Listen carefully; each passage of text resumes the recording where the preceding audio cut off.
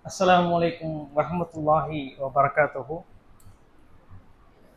Innal hamdalillah innal hamdalillahi nahmaduhu wa nasta'inuhu wa nastaghfiruhu wa na'udzu billahi min shururi anfusina wa min sayyiati a'malina.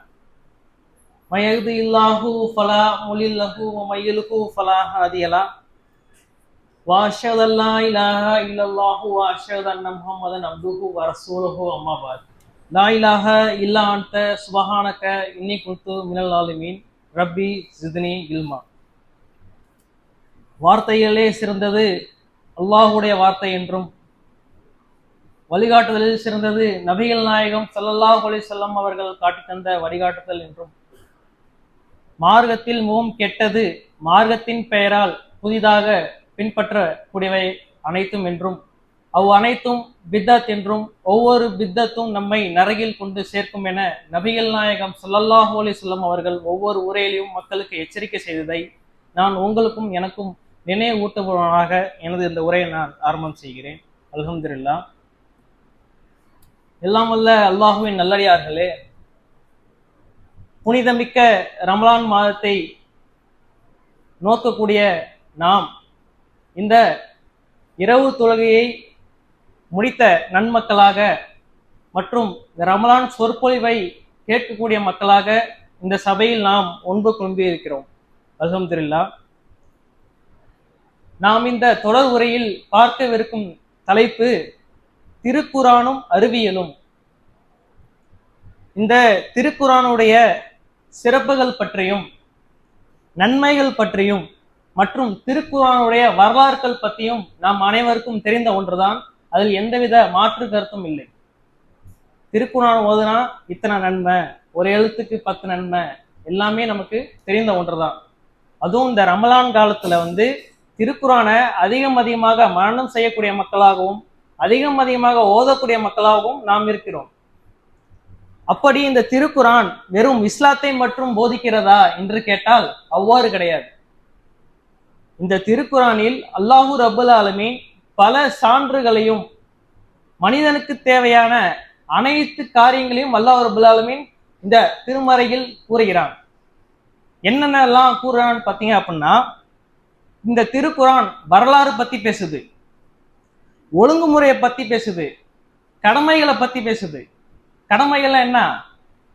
இறைவனுக்கு தன் அடியான் என்னென்ன செய்ய வேண்டிய கடமை, ஒரு அடியான் இறைவனுக்கு என்னென்ன செய்ய வேண்டிய கடமை, ஒரு மனிதர் இன்னொரு மனிதருக்கு என்னென்ன கடமைகள்லாம் செய்யணும்னு சொல்லிட்டு இந்த திருக்குரான் பேசுது.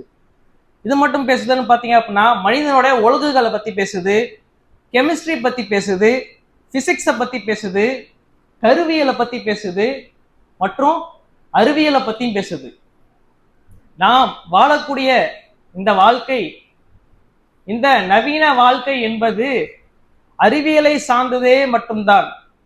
எந்த அளவுக்கு சொன்னா, நம்ம அன்றாடம் பயன்படுத்தக்கூடிய கருவிகள்லாம் இருக்குல்ல, உதாரணத்திற்கு இந்த மொபைல் ஃபோன் எடுத்துக்கலாம். இந்த மொபைல் ஃபோன் ஒரு சயின்ஸ் தானேங்க. இந்த மொபைல் ஃபோனும் சயின்ஸ் பிளஸ் டெக்னாலஜி சேர்ந்து மொபைல் ஃபோனு.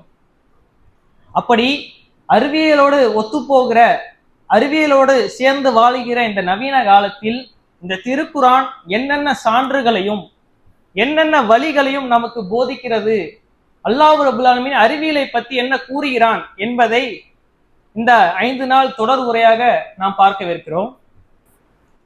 இந்த திருக்குரான் என்னென்ன சொல்லுது, அல்லாஹ் ரப்புல் ஆலமீன் என்னென்னலாம் நம் மனிதனுக்கு சொல்ல வரான் என்பதை நாம் பார்த்தோம்.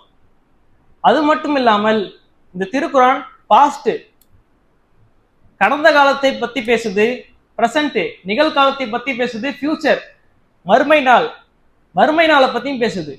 எப்படி இந்த திருக்குரானால இவ்வளவு காரியங்களையும் இவ்வளவு தகவல்களையும் சொல்ல முடிகிறது என்று இந்த மனிதன் சிந்திச்சு பார்க்கணும். இந்த திருக்குரான் வெறும் நபிகளாருக்கு மட்டும் அருளப்பட்டதா, அல்லது தாபியங்களுக்கு மட்டும் அருளப்பட்டதா, அல்லது அவளோட அடுத்த தலைமுறையான தபோ தாபியங்கள் மட்டும் அருளப்பட்டதா என்று கேட்டால் கிடையாது.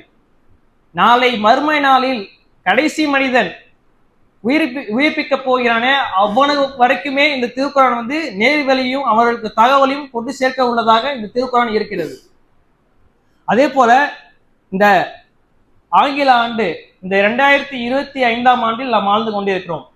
இந்த ஆங்கில கண்ணை ஒப்பிட்டு பார்த்தால் சுமார் 610வது ஆண்டு தான் இந்த திருக்குரான் அருளப்படுகிறது நபிகளாருக்கு. அப்படி இந்த 610வது ஆண்டில் அருளப்பட்ட இந்த திருக்குரான் எப்படி 2025ஆம் ஆண்டு மாடர்ன் சயின்ஸுடன் முரண்படாமல் எப்படி சேர்ந்து விஞ்ஞானத்துக்கு எப்படி விடைகளை சொல்கிறது என்பது நாம் சற்று சிந்திச்சு பார்த்தால் மிக ஆழத்தில் நமது மூளை கஷ்டப்படுகிறது. ஏன்னா சிந்தனையாளர்கள் தான் என்ன செய்வாங்க அப்படின்னா சிந்திச்சுட்டே இருப்பாங்க. ஒரு சாதாரண மனிதர் இருக்காரு, அவரோட சிந்தனை ஆற்றல் எப்படி இருக்குன்னா ஒரு அளவு தான் சிந்திப்பாரு, அதுக்கு மேல விடை கிடைக்கல என்ன பண்ணுவாரு, விட்டுருவாரு. இதே ஆராய்ச்சியாளர்களா இருக்காங்களா, சயின்டிஸ்டா என்ன பண்ணுவாங்க, ஒரு கருவியோ அல்லது ஏதோ ஒன்று கண்டுபிடிச்சிட்டாங்க அப்படின்னா அந்த கண்டுபிடிச்சது மட்டும் இல்லாம இது என்னென்னலாம் பயன்படுது, மக்களுக்கு பயன்பாட்டுக்கு எப்படி இருக்கும், இதோட விளைவுகள் என்ன, இப்படி எல்லா விஷயத்தையும் சிந்திச்சு பார்ப்பாங்க. அதுதான் ஆராய்ச்சியாளர்களுக்கும் நமக்கும் உள்ள வித்தியாசம். அந்த ஆராய்ச்சியாளர்களே இந்த திருக்குரானுடைய அறிவியலை பத்தி வியக்கிறாங்க. எப்படி 1400 ஆண்டு பழமை வாய்ந்த ஒரு வேதம் இன்று உள்ள விஞ்ஞானத்துடன் எந்தவித முரண்பாடும் இன்றி விடைகளை தருகிறது என்று ஆராய்ச்சியாளர்கள்லாம் வியந்து போறாங்க. அந்த வியந்து போறது மட்டும் இன்றி இஸ்லாத்தை தழுவக்கூடிய மக்களாகவும் இருக்கிறாங்க. நாம் பலரை பார்க்கலாம், ஃபேஸ்புக்லயும் யூடியூப்லயும் வந்துட்டே இருக்கு. இன்று அதிகமாக மதங்கள் பரவக்கூடிய, மதங்களை ஏற்றக்கூடிய மதமாக இஸ்லாம் தான் முதலிடத்தில் இருக்கிறது. சுமார் 2 பில்லியன் மக்கள் இஸ்லாத்தை தழுவிட்டுக் கொண்டு இருக்கிறார்கள் தற்போது வரை. எதனால்? இந்த உண்மைகள் மக்களிடையே சென்றதனால்தான். அப்படி எந்தவித முரண்பாடும் இன்றி ஒரு பழமை வாய்ந்த வேதம் எவ்வாறு இருக்க வேண்டும், எவ்வாறு இருக்கிறது என்பதை நாம் சற்று சிந்திச்சு பார்க்க வேண்டும். அதே போல அல்லாஹு ரப்புல் ஆலமீன் 4வது அத்தியாயம் 82வது வசனத்தில் பேசுகிறான், இந்த திருக்குரானை அவர்கள் சிந்திக்க மாட்டார்களா? அல்லாஹ் அல்லாதவரிடமிருந்து இது வந்திருந்தால் அதிகமான முரண்பாடுகளை இதில் கண்டறிந்திருப்பீர்கள். அல்லாஹ் நம்மளை பார்த்து கேட்கிறான், இந்த திருக்குரானை மனிதன் சிந்திச்சு பார்க்க மாட்டானா? இது இறைவன் அல்லாஹ் அல்லாதவரிடமிருந்து வந்திருந்தா நிறைய முரண்பாடுகளையும் நிறைய தவறுகளையும் நீங்க பார்த்திருப்பீங்களே. எப்படி ஒரு முரண்பாடு கூட இல்லாம ஒரு புத்தகம் இறைவனால் அருளப்படுகிறது, மக்கள் இன்னும் வரை அதை பயன்பாட்டிலே இருக்கு, எப்படி பயன்பாட்டில் இருக்குது என்று மக்கள் சிந்திச்சு பார்க்கணும். சிந்திக்கிறவர்களுக்கு இதுல சான்றுகள் உள்ளது என்று பல வசனங்கள்ல அல்லாஹ் ரப்பல் ஆலமீன் கூறுகிறான். அதே போல இந்த திருக்குரான் மனிதனால் எழுதப்பட்டிருந்தால் எவ்வாறு இருந்திருக்கிறோம் என்று சற்று யோசிச்சு பார்த்தோம் அப்படின்னா, இன்னைக்கு நான் ஒரு புத்தகத்தை எழுதுறேன், புத்தகத்தை எழுதிட்டு என்னுடைய மகன் அதை படிக்கிறாரு, என்னுடைய பேர பிள்ளைங்க படிக்கிறாங்க. அப்படி 2வது ஜெனரேஷன் பேர பிள்ளைங்க படிக்கிறப்பவே நான் எழுதின தகவல்கள்லாம் பழசதான் இருக்கும். ஏன்னா ஒரு ஜெனரேஷன் என்பது 33 வருஷம் தான். 33 வருஷம்னா 66 வருஷம் ஆயிடுது. அப்ப நான் எழுதப்பட்ட அந்த தகவல்லாம் 66 வருடங்கள் பழமையான ஒன்றாக ஆயிடுது. ஆனால் 1400 ஆண்டுகள் ஆகியும் எப்படி இந்த தகவல்கள் பழமை வாங்காத அளவிற்கு புதிதாக இருக்கிறது. அப்பொழுது இந்த திருக்குரான் ஒரு மிக சிறந்த படைப்பாக தானே இருந்திருக்கும், இது அல்லாஹ் ரப்புல் ஆலமீன் அவர்களிடம் தான் வந்திருக்கும் என்று மனிதன் உணர வேண்டும், சிந்தித்து பார்க்க வேண்டும். அதே போல இந்த திருக்குரானில் 6200க்கும் மேற்பட்ட வசனங்கள் உள்ளன, 114 அத்தியாயங்கள் உள்ளன. அது மட்டுமின்றி 77,000க்கும் மேற்பட்ட சொற்கள், 77,000 வேர்ட்ஸ் இருக்கு. இந்த ஒரு வேர்டுல கூட நம்ம ஒரு முரண்பாடையோ தவறையோ கண்டுபிடிக்க முடியாது. இன்னும் இஸ்லாத்திற்கு எதிரானவர்கள் இன்னும் இந்த திருக்குரான்ல நான் ஒரு தவறை கண்டுபிடிச்சே ஆவேன் அப்படின்னு இன்னும் ரிசர்ச் பண்ணிட்டே இருக்காங்க. அவங்களால வெற்றி அடையவும் முடியாது. ஏன்னு சொன்னா அல்லாஹ் ரப்புல் ஆலமீன் சொல்றான், இந்த திருக்குரானை நான் பாதுகாக்கிறேன். நம்மை படைத்த ரப்புல் ஆலமீன் ஒரு படைப்பை பாதுகாக்க நினைத்தால் அதை யாரால மாற்ற முடியும்? எவராலும் மாற்ற முடியாது. இந்த திருக்குரான் அன்று முதல் இன்று வரை இறைவனால் பாதுகாக்கப்பட்டே கொண்டே வருகிறது. அதே போல இந்த திருக்குரான் ஒரே நாள்ல மக்களுக்கு பயன்பாட்டுக்கு வந்துருச்சா, அல்லது ஒரே நாள்ல நபிகளாருக்கு அல்லாஹ் வந்து இறக்கிட்டானான்னு கேட்டா கிடையாது. சுமார் 23 ஆண்டுகள் ஆகிவிட்டது இந்த திருக்குரான் நபிகளாருக்கு இறங்கி. ஒவ்வொரு சூழ்நிலைக்கும் ஒவ்வொரு வசனங்கள் இறங்கியிருக்கின்றன. உதாரணத்திற்கு அல் பக்ராவில் ஏதேனும் ஒரு 2 வசனம் இறங்குச்சு அப்படின்னா அடுத்ததாக அது தொடர்ச்சியா வராது. ஆல இம்ரான்ல இருந்து ஒரு வசனம் வரும். ஏனென்று கேட்டால் மனிதனுக்கு அதிகமான சான்றுகள் கூறக்கூடிய நிலை இருந்தது. உதாரணத்திற்கு நம்ம பிள்ளையா இருக்குன்னு வைங்களேன், அதுக்கு ஒரு கதை சொல்றோம். கதை சொல்றோம் அப்படின்னா வெறுமையே கதையை மட்டும் சொல்லக்கூடாது, அதுக்கு பல எக்ஸாம்பிள் வச்சுதான் சொல்லணும். ஏன்னா அப்பதான் அந்த குழந்தை சிந்திக்கக்கூடிய ஆற்றல் இருக்கும். முன்னொரு காலத்துல என்ன ஆச்சு அப்படின்னா, குழந்தை சாப்பிடல அப்படின்னா நிலாவை காட்டி சோறு ஊட்டுவோம். எதுக்கு நிலாவை காட்டி சோறு ஊட்டுறோம்? நிலாவில் பாரு பாட்டி வடை சுடுறாங்க அப்படின்ற கதைகள்லாம் நம்ம சொல்லுவோம்.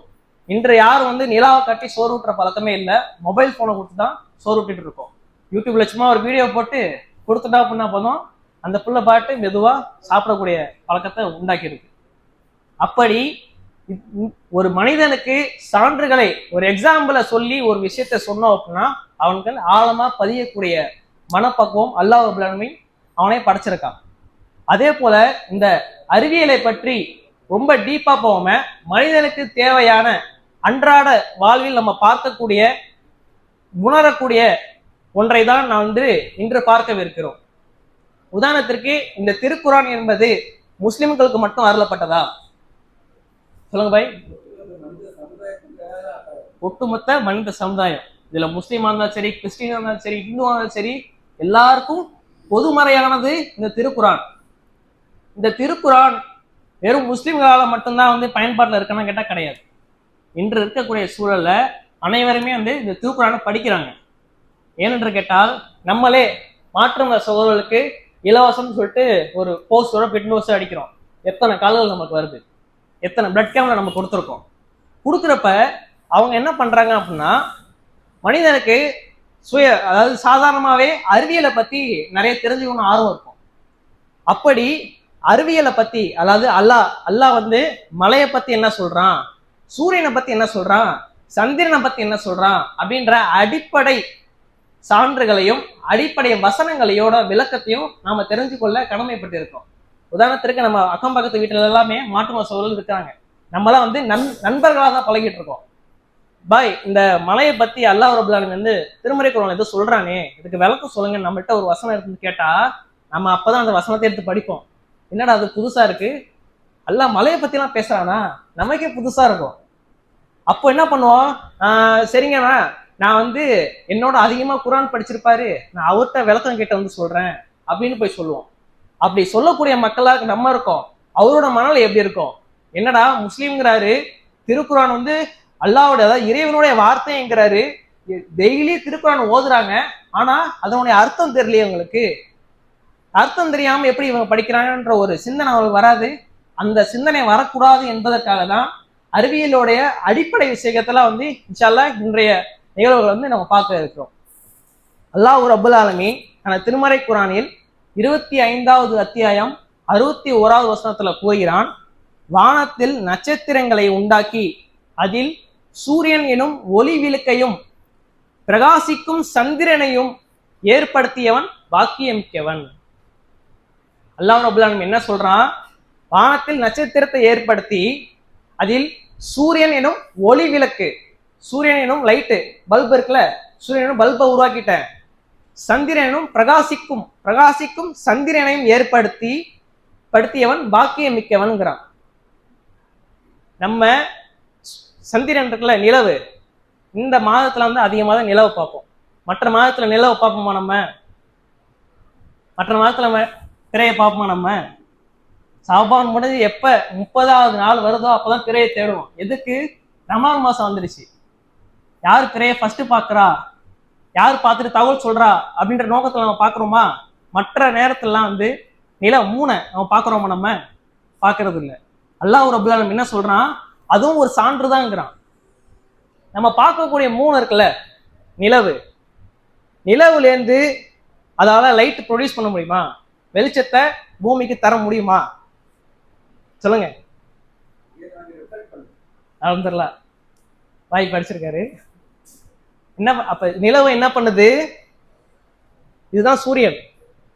சூரியன்லேருந்து லைட்டை உள்வாங்கி பூமிக்கு ரிஃப்ளெக்ட் பண்ணுது. சாதாரணமாக ஒரு பல்பு இருக்கு, பல்புக்கு எதிராக ஒரு கண்ணாடி வைக்கிறோம் வைங்களேன், அந்த கண்ணாடி என்ன பண்ணும், அந்த லைட்லேருந்து ஒளியை வாங்கி வேறொரு பக்கத்துக்கு திசை திருப்பும், ரெஃப்ளெக்ட் பண்ணும். அந்த ரெஃப்ளெக்டேஷன் தான் வந்து இந்த நிலவாக இருக்கிறது. இதை நாம சிந்திச்சு பார்த்துருக்கோமா? அதே போல பிறை 1 வந்து இந்த அளவுக்கு மெல்லிசாக இருக்கும், பிறை 15 வந்து முழுசாக இருக்கும், அதே போல பிறை 29 வந்து வரைக்கூடியதா இருக்கும். இது எதனால? ஓகே ஓகே வியூ மாறுது. சூரியன் சுத்துதா, சந்திரன் சுத்துதா, அல்லது நம்ம பூமி சுத்துதா? பூமி சுத்துது.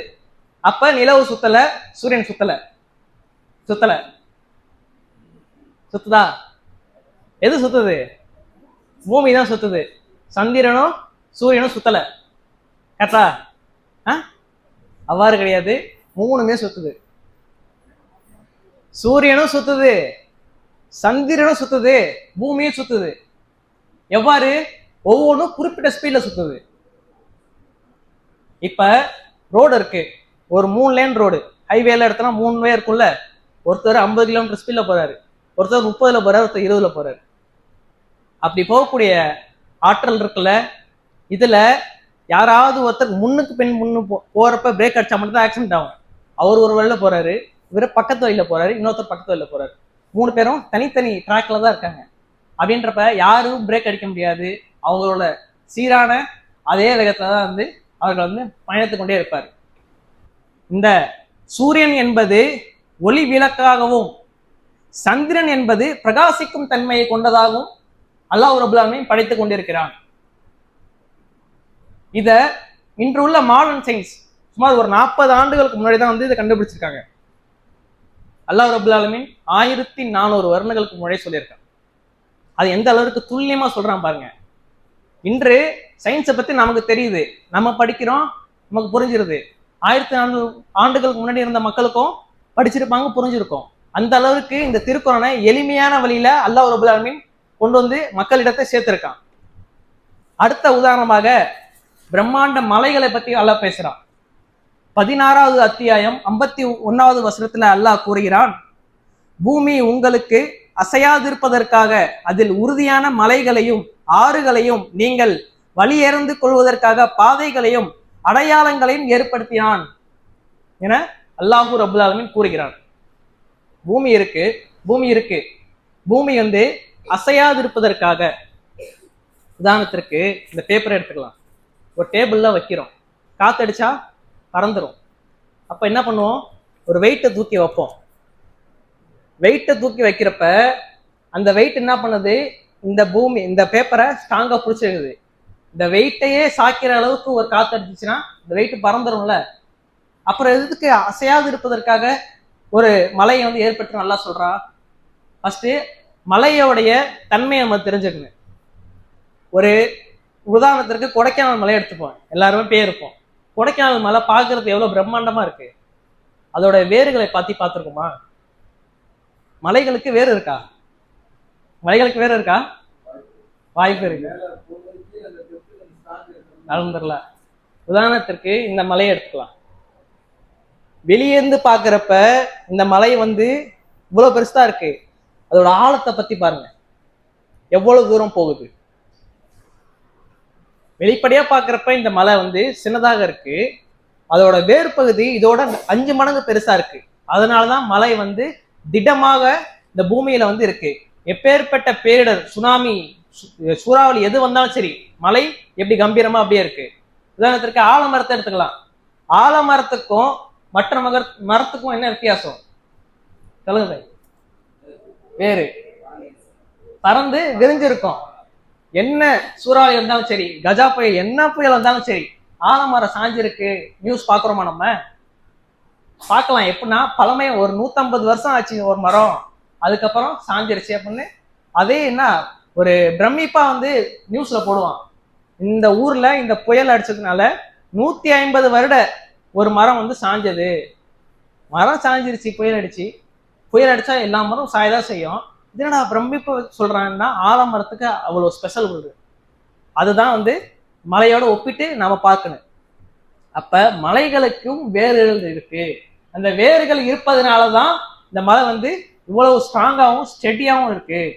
அதுவும் இந்த இந்த பூமியை வந்து அசையாது இருப்பதற்காக மலைகளை உண்டாக்கணும் என அல்லாஹ் ரப்புல் ஆலமீன் 16வது அத்தியாயத்தில் 51வது வசனத்துல வந்து அல்லாஹ் கூறுகிறான். அடுத்ததாக கடல்களை பத்தி பேசுறான். கடலும் எப்படி பறந்து விரிஞ்சிருக்கு.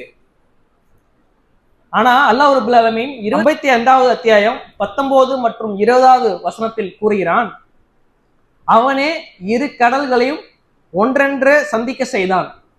அவை ஒன்றென்றும் மீற முடியாது.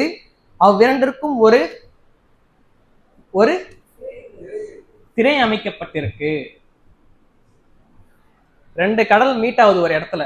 எல்லா கடலும் மீட் ஆகும். உதாரணத்திற்கு நம்ம இந்தியாவில் வாழ்றதுனால இந்தியன் ஓசன் இருக்குல்ல, இந்தியன் ஓசனும் பே ஆஃப் பெங்காலும் ஒரு இடத்துல மீட் ஆகும். பே ஆஃப் பெங்காலும் பசிபிக் ஓசனும் ஒரு இடத்துல மீட் ஆகும். கரெக்டுங்களா? ஆனா அல்லாஹ் ரப்புல் ஆலமீன் என்ன சொல்றான், இந்த 2 கடலை பத்தி, இந்த ரெட் சீயும் இன்னர் சீயும் எப்படி சேரமா இருக்கிறதுக்காக என்ன சொல்றான் பாத்தீங்க அப்படின்னா, ஒரு திரையை ஏற்படுத்தி இருக்கோம். எதுக்கு? கடலுக்கு நடுல எப்படி திரையை ஏற்படுத்த முடியும்? கடல் எவ்வளவு பிரம்மாண்டம் வாய்ந்த ஒரு கடல், ஒரு ஒரு அத்தாட்சி. அந்த அத்தாட்சியில எப்படி திரையை ஏற்படுத்தும்? மனிதனால ஒரு திரையை ஏற்படுத்த முடியுமா? ஒண்ணு இல்ல, மழை தண்ணி ஓடிட்டு இருக்கு, ஒரு காவாவை மூடி இருக்கோம், நம்ம வெறும் ஏதோ ஒரு ஷீட்டை போட்டு மூடி இருக்கோம். மழை அதிகமாயிடுச்சு, என்ன ஆகும்? பேத்துட்டு போயிடும். மழை தண்ணி, ஆறு கடல்லாம் இல்லை, ஒரு மழை தண்ணியே நம்மளால கட்டுப்படுத்த முடியல. பிரம்மாண்ட மிக்க ஒரு கடலை திரையின் மூலமாக நாம் பிரித்து வச்சிருக்கோம், ஒரு தடுப்பு ஏற்படுத்திருக்கோம். அல்லாஹ் ரப்புல் ஆலமீன் தனது வல்லமையை பத்தி பேசுறான்.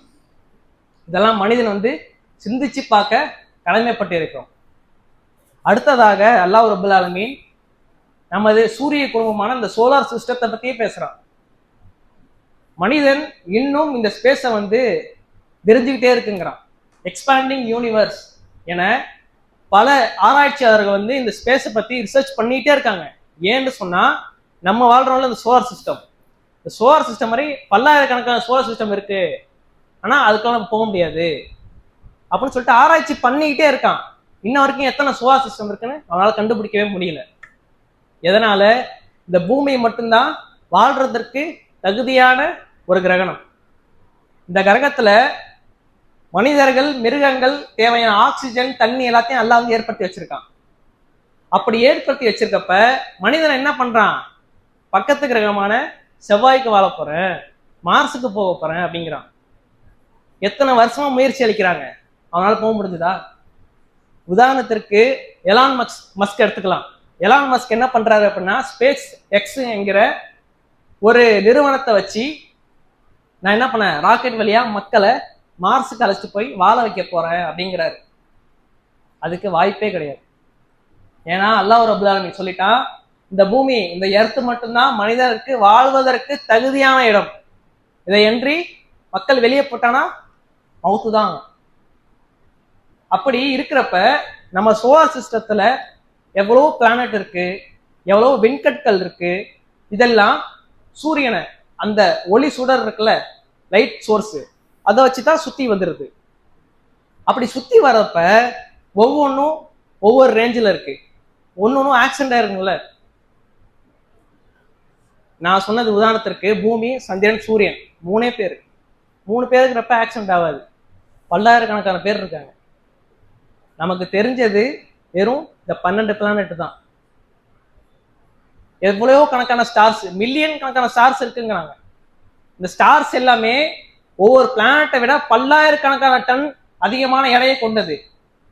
எப்படி ஒன்னும் இன்னொருத்துக்கும் இடைவெளி இவ்வளவு அதிகமா இருக்கு, அதோட சீரமைப்பு எப்படி இவ்வளவு துல்லியமாக எந்த ஒரு ஆக்சிடென்ட்டும் இல்லாம அது பாட்டு 4 அడుగుல பயணிச்சுட்டே இருக்கு என்று மனிதனை சிந்திச்சு பார்க்கணும். அல்லாஹ் ரப்புல் ஆலமீன் 21வது அத்தியாயம் 33வது வசனத்துல கூறுகிறான், இரவையும் பகலையும் சூரியனையும் சந்திரனையும் அவனே படைத்தான், ஒவ்வொன்றும் ஒரு சுற்றுப்பாதையை நீந்துகின்றன. ஒவ்வொரு கோள் இருக்குல்ல, ஒவ்வொரு கோளுக்கும் ஒரு சுற்றுப்பாதை, ஒரு வழி அமைச்சு வச்சிட்டேன், இந்த வழியா நீந்தி கொண்டே இருக்கு என அல்லாஹ் ரப்புல் ஆலமீன் நம்மை படைத்தவன் நம்மிடம் பார்த்து பேசுகிறார். சுபஹானல்லாஹ், எப்பேற்பட்ட படைப்பாளன்! இதெல்லாம் மனிதன் சிந்திச்சு பார்க்கறானா? இதெல்லாம் வாழ்நாள்ல நம்ம அன்றாடம் பார்க்கக்கூடிய ஒன்று. மலைகளா இருந்தாலும் சரி, கடலா இருந்தாலும் சரி, நிலவா இருந்தாலும் சரி, சூரியனாக இருந்தாலும் சரி, என்னைக்காவது இதை சிந்திச்சு பார்த்துக்குமா? எப்படி இவ்வளோ நாள் நம்ம பிறந்த இப்ப உதாரணத்துக்கு ஒருவருக்கு வந்து 25 வயசாவது வைங்களேன், அவர் 25 வயசு ஆண்டுகளும் ஒரு சூரியனை பார்க்கறாரு. எப்படி கரெக்டா ஒரே இடத்துல எதிர்க்குது, இன்னொரு இடத்துல மறையுது, திருப்பி அதே இடத்துக்கு வருது, அதே இடத்துக்கு மறையுது. சிந்திச்சு பார்த்துருக்கோம் நம்ம? கண்ட இதெல்லாம் நம்ம சிந்திச்சு பார்க்கணும். ஏதோ ஒரு சிறிய துன்பம் எல்லாம் தந்துட்டானா அதை நினைச்சு வாழ்நாள் முழுக்க வருத்தக்கூடிய மக்களாக நம்ம இருக்கோம். ஆனா படைப்பாளர்களே சிறந்தவன் நம்மை பார்த்து பேசுகிறான், மனிதர்கள் இதை சிந்திக்க மாட்டார்களா? மற்ற விலங்கினருக்கும் நமக்கும் உள்ள வித்தியாசம் என்ன? சிந்திக்கிற தன்மை. இப்ப ஒரு பூனை இருக்கு, பூனைக்கு 7 அறிவு, நமக்கு 10 அறிவா? பூனைக்கு எத்தனை அறிவு? 6 அறிவா? 5 அறிவு. நமக்கு 6 அறிவு. இந்த 6வது அறிவு எதற்கு? சிந்திக்கிறதுக்கு. சிந்திக்கிறோமா நம்ம? எதை பத்தி சிந்திக்கல, ஃப்ரெஷ்ஷா வச்சிருக்கோம்.